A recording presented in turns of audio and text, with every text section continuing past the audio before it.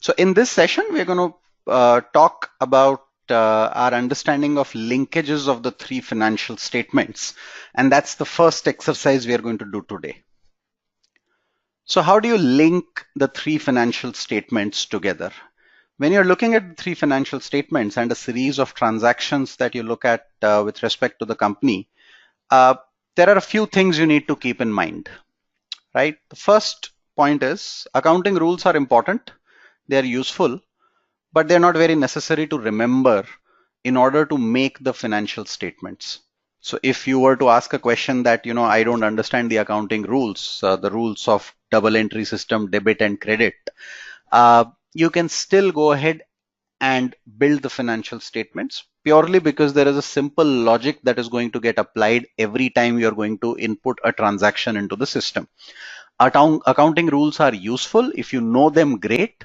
But if you don't know them, you can still practically build a completely linked financial statement set of the balance sheet, cash flow, and P&L of a company with the balance sheet balancing projected in the future only using Excel, right? So it's a series of mathematical transactions that is going to happen there. Remember that every action of the company, every transaction that the company does is going to impact the balance sheet either on both the sides by the same magnitude. So if you recall, if we take a loan of 1000 crore, on the liability side, it would appear as 1000 crore loan. On the asset side, it would appear as 1000 crore in your bank account, right? So either it would affect both the sides equally, or it would rearrange items on one side of the balance sheet. If I use that cash to buy some fixed assets, money would go from the cash and bank balances entry to the fixed assets entry. After every step or after every action that the company takes, the balance sheet needs to remain balanced. If it is not, then something is wrong. So whenever you are evaluating a particular transaction that is happening, keep in mind that the balance sheet needs to get impacted on both the sides, if the balance sheet is getting impacted at all. And what is the logic is a simple double entry system, because your source of funds cannot be different from your application of funds. So as long as you're following this simple principle of maths into this, it'll tally regardless of what kind of transaction you're looking at, right? The third thing you need to keep in mind is the P&L and the cash flow are flow statements. They are periodic statements, right? The balance sheet is as on a particular point of time. So if you would again kind of understand, the P&L and cash flow could be akin to videos, whereas a balance sheet is something like a snap at a particular point of time. So whenever there is a linkage in the cash flow or P&L that is coming from the balance sheet, remember balance sheet is at year 0 or year 1. So if you're going to put something in the P&L for year 1 or cash flow for year 1, then this number here, whatever this number is here, is going to be a difference of these two numbers in the balance sheet. If there is a linkage, if the number is coming from the balance sheet, remember balance sheet is at a point of time. So A minus B is what is going to give you this value, because that's for a period. In going from balance sheet of 0.1 to balance sheet of 0.2, you will do certain business transactions and they will be captured in the P&L, and you will do certain cash transactions and they will be captured in the cash flow. So the difference between balance sheet at 0.2 and balance sheet at 0.1 is what is going to appear in certain cases in the cash flow and P&L. So remember that that is the point. The rest of it is basically simple math, so don't worry about that. We will be able to balance the balance sheet post every transaction. To understand this, let's take the case of this example that we have. So what you see here is a company that starts with an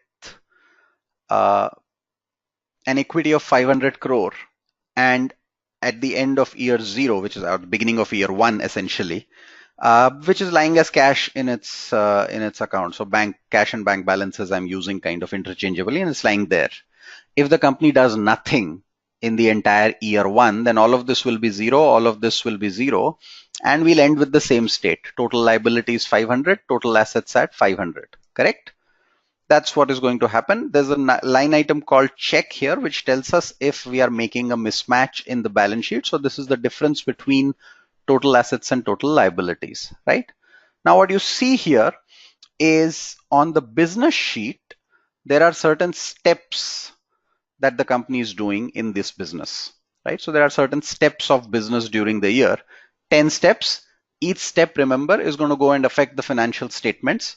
When it does affect the financial statements, after every step, the balance sheet needs to remain balanced. That's our endeavor. As long as we can figure this out, we should be on the right track. So the sheets here actually show certain linkages, so that'll help us out as we go along. But let's see how we will input these transactions, right? Let's start with the first transaction in year one. The company raises 200 crore as long-term loans, right? So the moment the company raises 200 crore as long-term loans, this entry is going to come here on the liabilities side.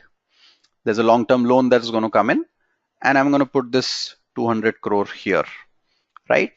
What you will note is that the moment there is a 200 crore entry in long-term loans, you are going to get a cash flow from financing activity of 200 crore happening, and that goes and adds up to the final cash number. Your beginning cash was 500, you add 200 to it. So your cash goes up to 700 crore, and on the other side, your total liabilities are 700 crore. Fair enough? So that's what happens here. Remember, the interest rate on this loan is 10%. So that would mean that regardless of whether you do any work or not from here on, there is going to be a finance cost of 20, right? The moment you have a finance cost of 20, 20 goes out. So logically, your profit is minus 20. There's a loss. The loss comes and sits here right at the top in your cash flow from operating activities.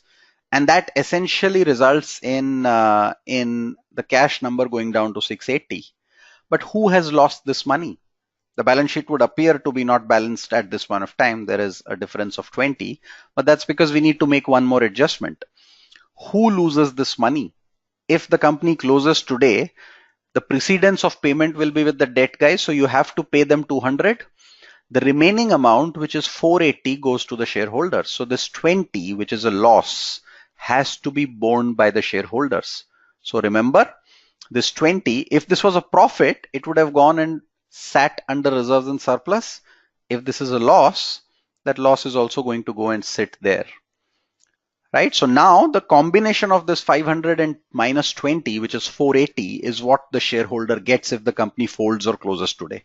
That's your first step. First step ends, balance sheet remains balanced at the end of the first step. Let's look at the second step. The company buys plant and machinery worth 400 crore to begin operations. There is a depreciation of 10% on this, correct? So there is going to be a value loss of 10% every year, which means the value of this machinery is going to go down by 40 crore each year. What we are saying is that if you buy 400 crore worth of machinery, that's what you put in the gross block. This is also the gross fixed asset number. You can name it anything. I put 400 crore here. The moment I put 400 crore, you note that there is a rearrangement transaction that happens. Cash goes down by 400 because there is a gross capital expenditure or capex that happens here, and it goes and sits in the gross block. Balance sheet stays balanced. No change there. Now remember that the value, so it'll not stay balanced purely because here you will see minus 280 because what you add is the carrying value of the assets. This is the starting value. What is the value at the end? Assuming there was no depreciation, the value at the end would be 400, right? So the balance sheet stays balanced. But now we know that the value lost during the year is 40 crore. So you put 40 crore there, you realize your loss goes up to 60. 40 crore on account of value lost on the machine, 20 crore on account of the finance cost. Now, if you've lost 40 crore on the machine, then your accumulated depreciation, which is the total value you have lost so far, is 40, which means the final value of the machine should be 360. Now, at the end of this year, step 2, if the company closes down, the company will sell the machinery for 360 crore. They have 280 crore with them. So that gives them 640. Out of this 640, 200 goes to the people who have given the company loan. the bankers. The remaining 440, which is 500 minus 60, is the claim of the equity holders. Balance sheet is balanced at this point of time, right? Let's go to the third step. The company invests rupees 100 crore in mutual funds. So there are investments available here. The company just puts 100 crore here. This is a simple rearrangement transaction. So you will see cash going down by 100 crore, investments going up by 100 crore, no other change on the balance sheet that happens, right? Company buys raw materials worth 100 crore. Now at this point of time, once again, the company is going to use the cash to buy raw material. So inventory goes up. Remember, when you buy raw material, the cash goes down by that amount. How does that play out is essentially you will see inventory go up to 100, and on the operating cash flows, right at the top, you're going to kind of subtract the change in inventory, because inventory went up, 100 crore went out. So that gets subtracted, right? So that gives me a final number which comes here, and it kind of balances the balance sheet again the moment I do this transaction. So inventory goes up, cash goes down because on the cash flow, I remove this 100 crore, which is the change in inventory being subtracted, right? So that's step number 4. Now, after converting raw materials into finished goods, the company is able to sell it for 300 crore. So there are two aspects that play out here. The first aspect that plays out here is that the company is able to sell this. So if you're able to sell this, then you will start at 100 crore and at least get rid of this inventory completely, right? So what is going to happen is this 100 crore is going to go to 0 again, and this will appear as cost of goods sold here, right? But you are also making a profit of 300 or revenue of 300 crore on selling this. So I'll put the revenue of 300 crore here. Now note what is going to happen here. If I remove this and I kind of go back to where I was, my total loss at this point of time is 60. My cash is 180, correct? I should see an inflow of 200 because my cost of goods sold is 100 and my revenue is 300. But I will note that my cash goes from 180 to 338, which means the difference is 158. Why does that happen? And that happens because there is a 42 crore tax component that comes in on account of me now being in profit. 300 crore revenue, cost of goods sold 100. This gives me gross profit of 200. Subtract from that 60 crore on account of depreciation and finance cost. That gives me a profit before tax of 140. Now this 140 gets taxed at 30%. So I remove 42. Remaining is 98. Now the balance sheet size increases from 640 to 798. So the increase in the balance sheet is also 158, right? The increase in the balance sheet is 158 crore. That's because I get an extra cash inflow of 158 crore. Remember, at the end of the previous step, my loss here or reserves and surplus here was minus 60 plus 158 gives me 98. Once again, 798 on both the sides, balance sheet stays balanced. Next step. Operating costs in this process are 50 crore, right? So at this point of time, there's a 50 crore operating cost also that is there. So I'll put an operating expense of 50 crore. The impact will not be 50 crore. The impact will be slightly lesser than 50 crore because on this cost, I will save some tax. So the moment I put this, the impact will be net of 35 crore because my profit goes down, profit before tax goes down from 140 to 90. And once the profit before tax goes to 90, the tax now is 27. So I save 15 crore on tax, but I pay 50 crore on expense. The net impact is 35. Balance sheet size goes down by 35. Cash goes down by 35. Balance sheet stays balanced. Correct? Now, I remember that some of my clients have not paid upfront. So this is where the cash flow becomes important because this is now a receivable. I have sold something but not received money.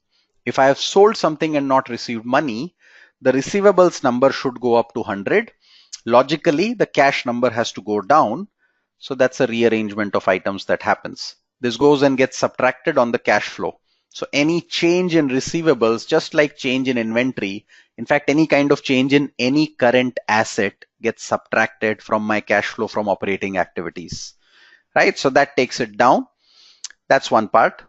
Then I see a liability as well, current liability, which is the company delays payment of 50 crore to one of its supplier by 1 year. Now I am delaying the payment, so this becomes a payable. That's a current liability, 50 crore. If I am delaying the payment, this cash becomes available to me. So note the change in the balance sheet size. Currently it is 763, and note the change in cash. Currently is 203.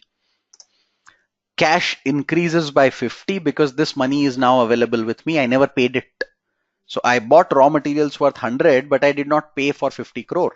So what that does is that ensures that my balance sheet size goes up by 50 crore, right? And cash goes up by that amount as well. Just before the year ends, the company chooses to sell investments worth 50 crore. First step, investments worth 50 crore is sold. So cash goes up by 50 crore once again, right? No other change. Next step is that the market value of these is 60 crore now. So if the market value of these is 60 crore, I've made a 10 crore gain. But this gain is got nothing to do with my operations. So I'm going to put this as other income. 10 crore in other income on my balance on my P&L. I'm just taxing it for simplicity purpose at 30%. So you will see a 7 crore impact of this on the cash. Cash goes up to 310, balance sheet size 820 on both the sides, balance sheet stays balanced. Final step, the company chooses to pay a dividend of 10 crore. Dividend is a cash outflow. 10 crore goes out from the cash from financing activity. Cash goes down from 310 to 300. But remember, dividend is given to equity holders. So if you have given this to the equity holders, the claim of the equity holders, which is available in the reserves and surplus segment, in this segment has to go down by that amount. So this number will be 70, which is the profit minus the dividend, because now you owe them 10 crore less. And now when you see the balance sheet is 810 crore on both the sides, balance sheet balances, you have made the P&L, you have made the cash flow. That is basically how a balance sheet would link with the P&L and cash flow. After every step, you will note that the balance sheet remains balanced.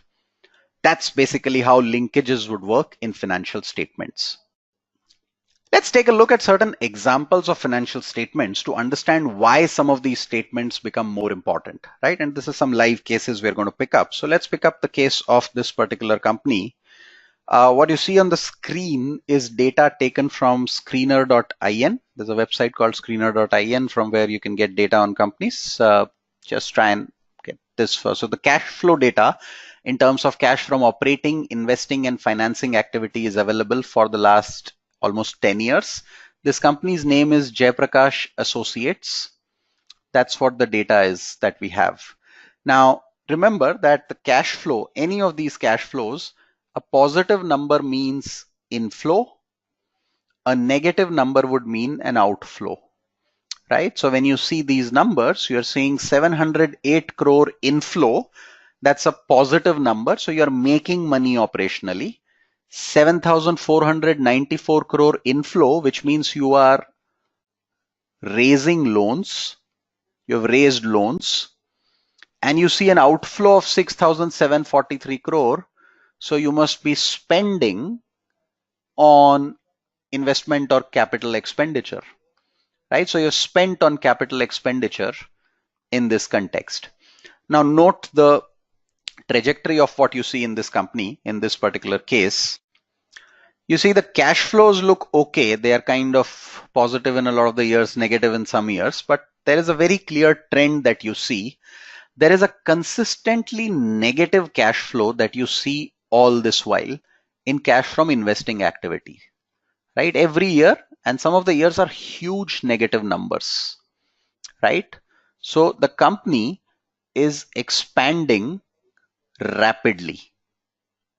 They are adding capacity rapidly. But At the same time, they do not have enough cash from operating activities to fund that. In fact, if you look at the proportion of total cash in investing and total cash from operating, you'll see the numbers don't match up at all in most of the years. So how are they going to fund it? They're going to fund it by borrowing aggressively. So you see a positive number in cash flow from financing activities. You see huge amount of borrowing that keeps happening year on year, right? 7,500 crore, 14,000 crore, 9,000 crore, 6,000 crore, 6,700 crore, so on and so forth.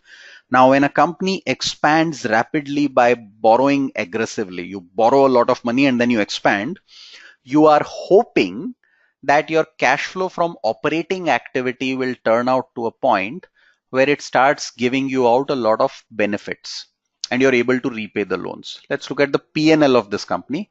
If you look at P&L, the P&L looks fine till about 2013. These were the years when the company was expanding rapidly, correct? So you're making profits, but the challenge is as you keep borrowing more and more money, your interest component, which is a fixed cost, starts going up dramatically in some of these years. 2011-12 onwards, these numbers start going up dramatically. Right now, you don't have enough money in terms of your operating profit to be able to repay this interest. And consequently, you go into losses. Right now, if you go into losses, your cash flow from operating activity is not going to save you. So what is going to follow? What is going to follow? So what's going to follow is a scenario where you have to repay the loans. There is no way, right? You have to repay the loans because the borrowers will ask for it.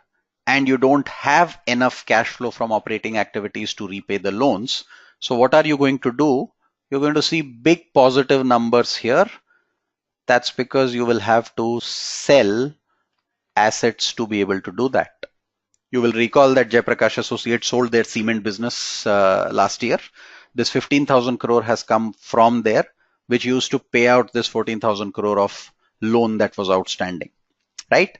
Now, that's an example of how if you just pay attention to the cash flow statement, even though the company seems profitable all these years, even though the company's operating margins are extremely healthy for the first few years, in fact, you're making about 35 to 40% margins on almost each of the years in this period. The problem is very slowly the interest cost is going up as you keep borrowing and you keep borrowing, and your cash flow should point to that. Your P&L may not immediately point to that, but your cash flow will start pointing to that, right? So this is where the relative importance of a P&L and cash flow come in when you're looking at a particular company. Contrast this with a company like this. What you see on the screen is Eicher Motors. So what you see here is Eicher Motors, right? The makers of Royal Enfield. You will see that till December 2008, and they used to follow a December year end till about 2014, and then they changed to March after that. Till here, they were not really doing too much. They kind of gotten some cash flow here because I think Volvo invested in them at this point. From here on, every year you see cash from operating activities going up, right? So the company does well, cash goes up. From each year, they are making more and more money from operations. They are also expanding rapidly. So given their scale, they continue to expand rapidly, but they are not expanding rapidly from borrowings. In fact, you see a negative number here, which means they are paying stakeholders, and most likely they are paying dividends because they didn't really borrow anything, right? So you see a negative number here as well. They're expanding rapidly by operating cash flows, using operating cash flows. And that's a healthy expansion because you're using your own money to expand continuously. This company does not have debt. They don't need debt. They continue to expand. Look at this. The numbers of expansion keep going up even as the numbers of operating cash flows keep going up. So every year, whatever they make in operating cash flow, they try and increase their capacity using that. They are not borrowing money to do this. So even if you have a couple of bad years, you don't really worry about repayment of interest. Once again, something that is evident from the cash flow, but may not be directly evident from the P&L if you look at it, or only look at the P&L. So whenever you're looking at financial statements, it is imperative that you look at the cash flow statement and the P&L statement and the balance sheet in tandem to get a complete understanding about how a company is looking, how the financials of the company are working, and what is the current financial state of the company.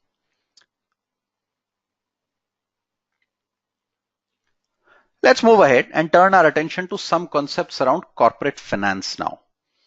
So we've already covered the financial statements part of this now. And obviously a lot more practice is needed to go and keep looking at financial statements and working on that. We now focus on corporate finance. The first topic we're going to take in corporate finance is risk and reward. In finance, everything that you're looking at in terms of returns is a combination of a risk and the reward you expect in lieu of taking that risk, right? If you invest in equities, equity markets keep seeing news like this. If you invest in fixed deposits are fixed. There's a reason they're called fixed deposits. That's like guaranteed money available. So here you are going to see uncertainty.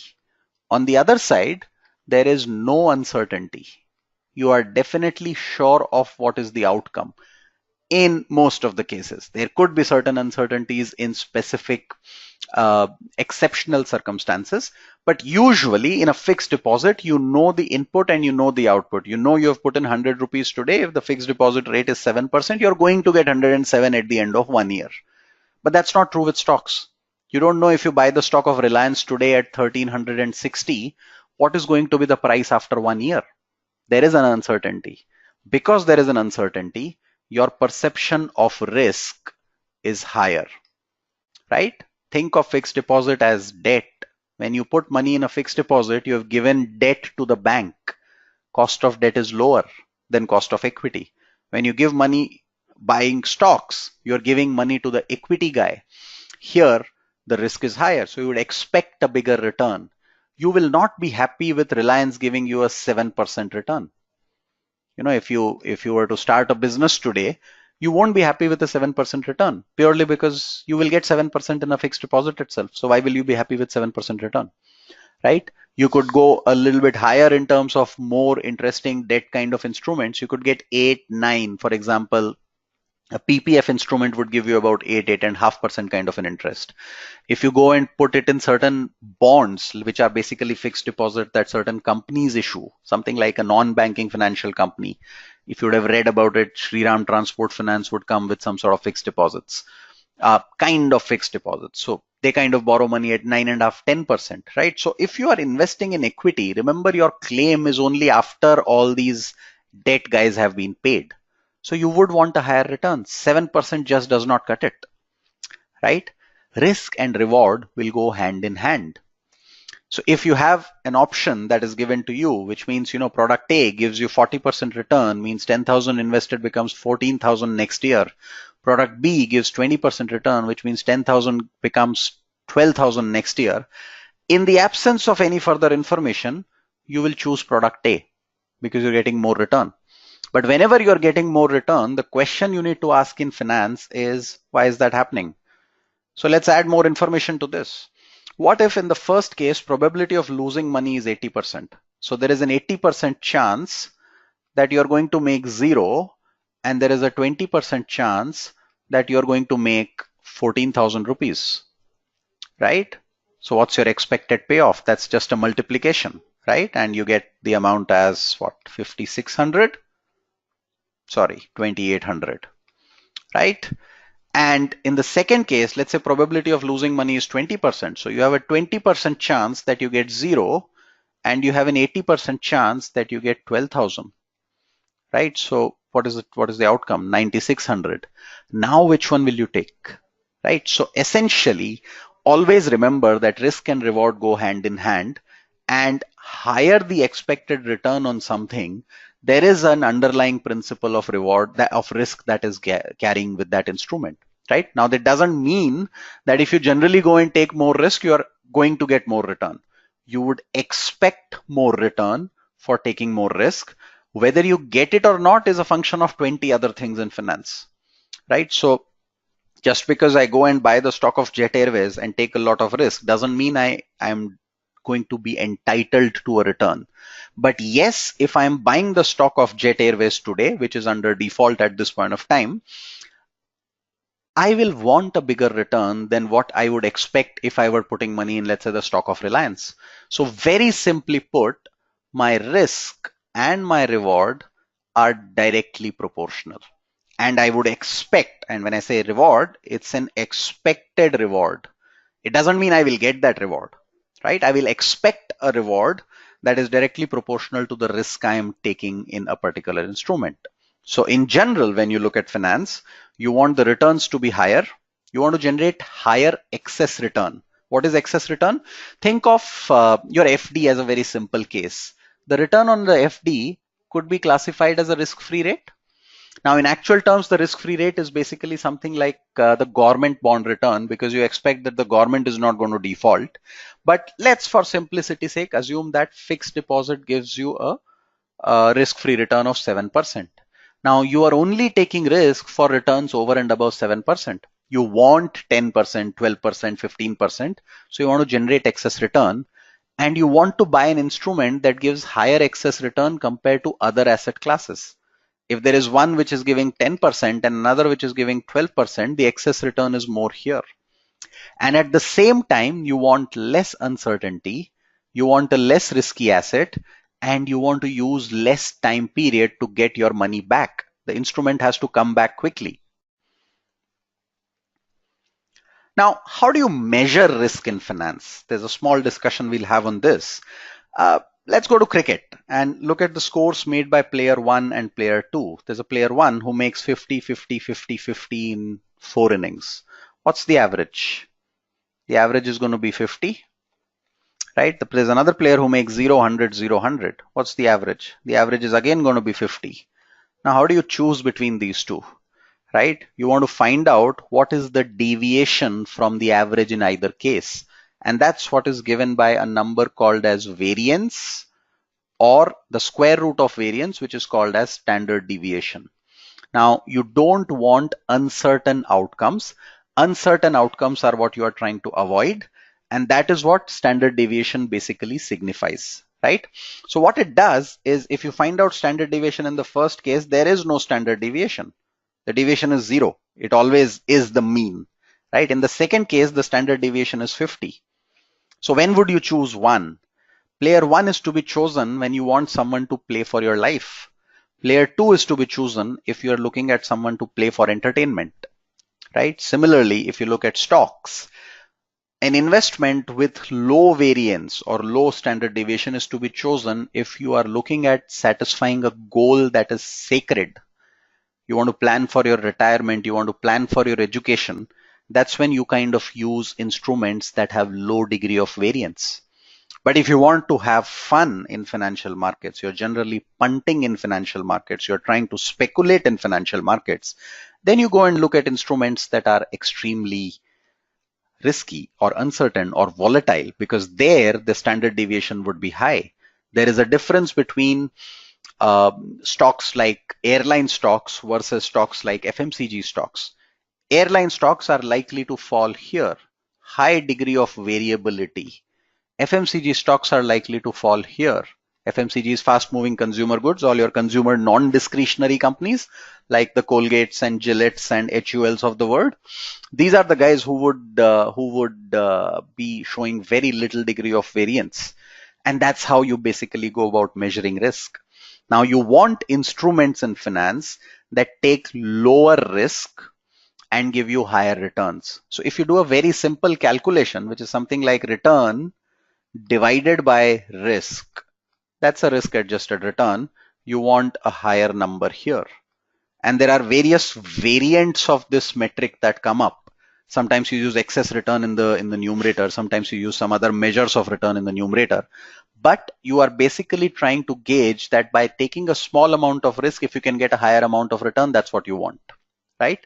That's how you measure risk in finance. Higher the risk, higher your expected return. And this expected return flows into another part of corporate finance, which is when you are trying to identify an asset to invest into, you are going to use the expected return to understand whether it makes sense to buy that asset or not.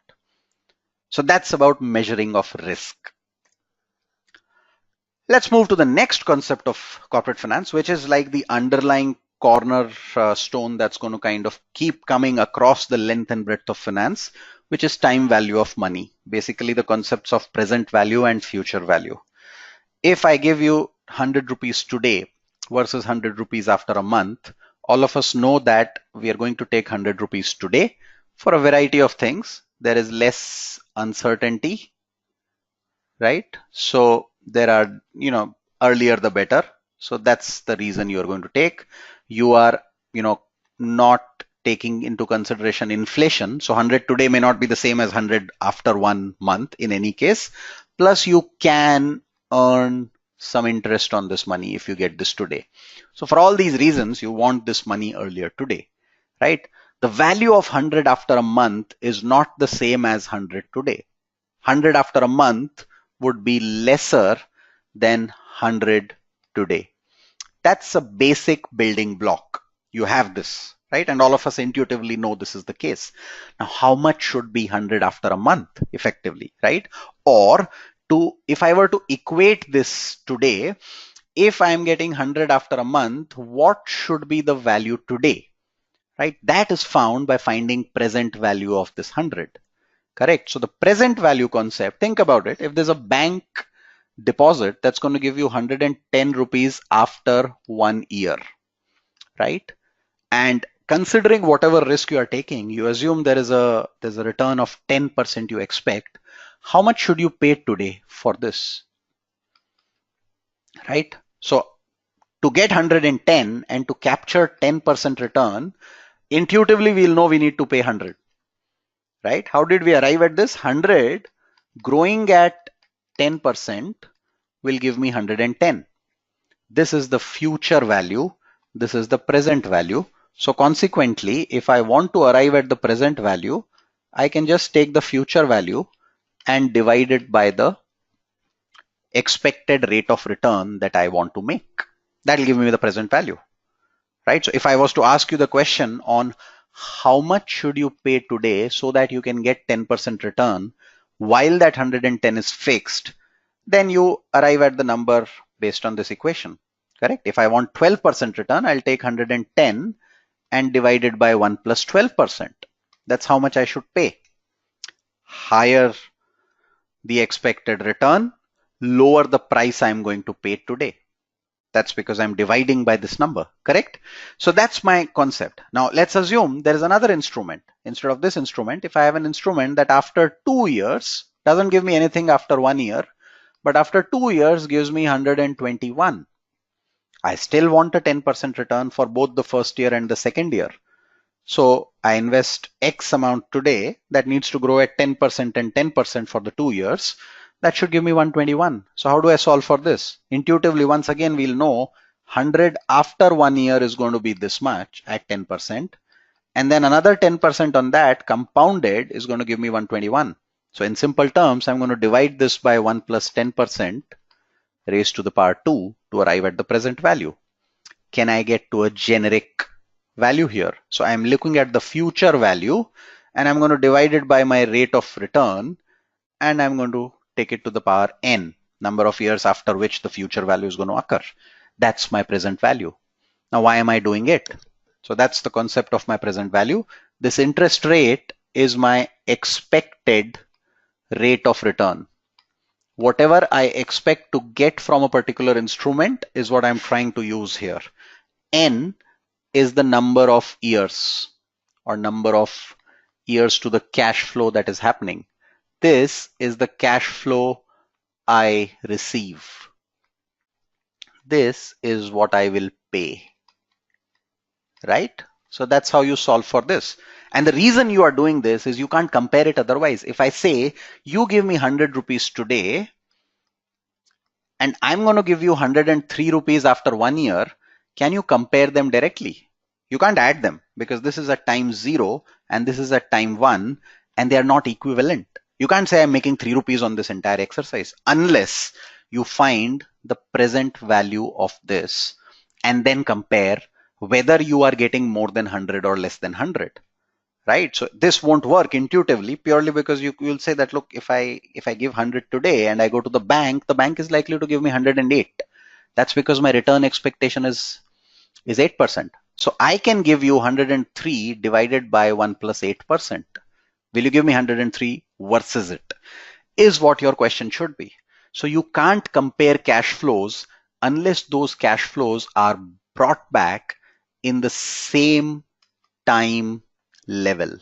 And to do that, you are basically finding the present value of the cash flow that is going to happen. Now, if there are more than one cash flows, you have to find the present value of all those cash flows. So let's look at what is the scenario if you have a cash flow 1 and you have a cash flow 2 and you have a cash flow 3. This is after 1 year, this is after 2 years, this is after 3 years, right? And let's say you are doing some cash flow today, which is cash flow 0. Now I can't add them.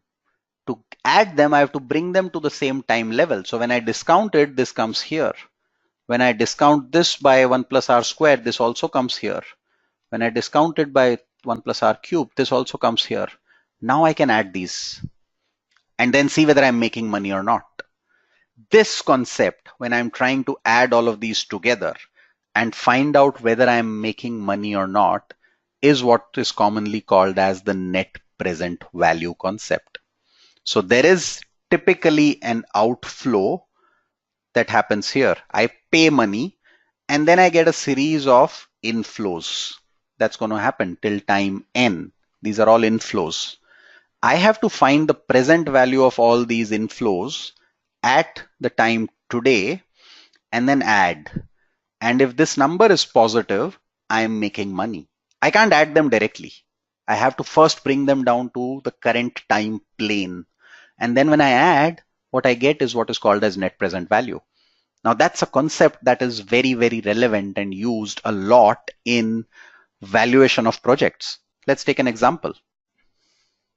And let's say I come to you and say, on any kind of scale, let's say this is year 0, this is year 1, year 2, year 3. I'm saying there's a project in which if you invest 1,000 rupees today, you're going to get 300 and you're going to get 500 and you're going to get 700 over the next 3 years, right? That's the yardstick that is there. Now, if you just add these, you're making money. You're making 500 crore on this, 500 rupees on this, if that happens, right? But I can't add them unless I find out what is my expected return from this. Now you say, look, I want a 12% return. I want a 12% return. So I have to find the present value of all of these, assuming a 12% return. So how do I do that? 300 divided by 1 plus the return, and I'll freeze the return, raised to the power time t, which is 1 year in this case. So that gives me 267 and so on and so forth, right? So I get these values. I just round them off. Now they're all at the same time frame. In fact, I can probably just write them in the same series. So I can now add minus 1000 with all of these. And if the sum of these is positive, if I just add these and I get this value as a positive number, this looks a lucrative project. I should do that. Having said that, if I had asked for, let's say, a 15% return, what would have happened? It still looks positive. So that's good, right? But let's say if I had asked for 1100 rupees instead, then you suddenly see the number becomes negative. Now, if your return expectation is 15% and your return expectation depends on two things. Your first expectation is based on, how risky this project is. Is this instrument or project in India? Is this instrument in Venezuela? How risky these cash flows are. So what return should you be happy with? That's one part. Second is, what is your opportunity cost? If you were to raise money, how much money will you, how much cost would you raise it at? Or if you had 1100 rupees, what is the return you can get on that easily? If you expect that you can get 15% return, you want at least a 15% return from these cash flows. This concept is what is called as net present value.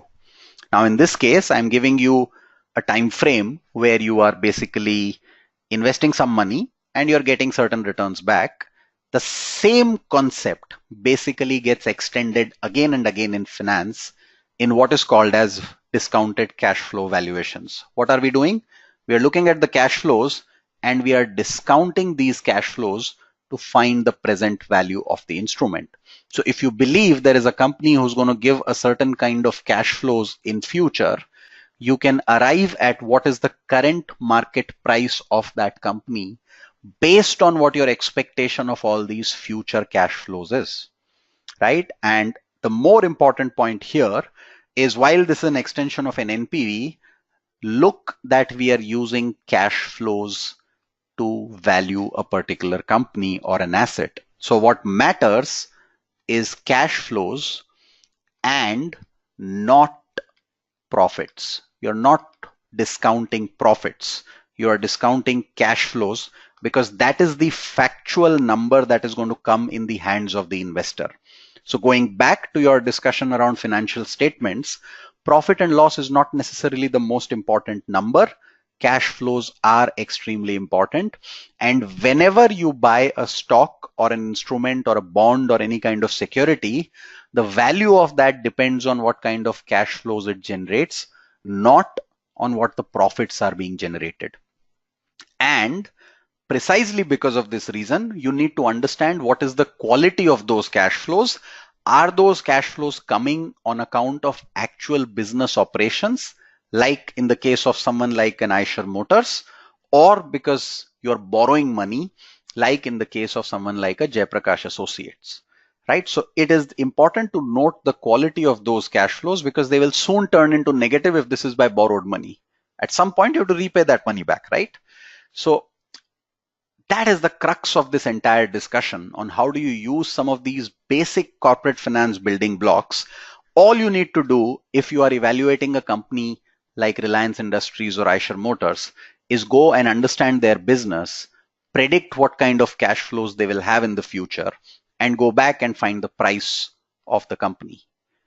If you want to evaluate a company like Uber, try and find out what their cash flows in future would be. Obviously, it's a difficult exercise to go and do this, but that's what the broad theme is, right? If you want to evaluate a bond, find out what the cash flows of those bonds are and discount by your expected rate of return to come back at the price. That, in a nutshell, is your building block of corporate finance. To summarize whatever we have learned in the last couple of sessions, accounting rules are not very necessary in order for you to go and build a balance sheet. Do not get bogged down by the fact if some principles of accounting appear too daunting to you in terms of their application because you have never looked at them in the past, courtesy you're being an engineering student, for example, and entering an MBA school now. Do keep in mind that it's not necessary to keep those accounting rules at your hand at all points of time. It's great to know them, but even if you don't know them and you're applying logic simply, that's absolutely fine, right? It's a mathematical transaction. You just need to figure out what gets added on both sides of the balance sheet. Time value of money is a concept that will keep getting applied across the spectrum in various forms and fashions. So be very, very clear conceptually with this concept. It's a simple concept. It's nothing tricky, but it's important to understand the applications of this concept across the spectrum of finance. Cash flows are the final metric on which all value relies, since this is the factual amount in the hands of investors or any kind of stakeholders. So keep in mind that you have to be worried about cash flows of a company at all points of time, cash flows of an instrument at all points of time. Rest of it is just a simple extension of mathematics. Do not worry about it in terms of it being daunting or complicated or jargonized. Beyond the jargons, finance is just basic application of mathematics. That's all you need to keep in mind. So that's it in this particular session.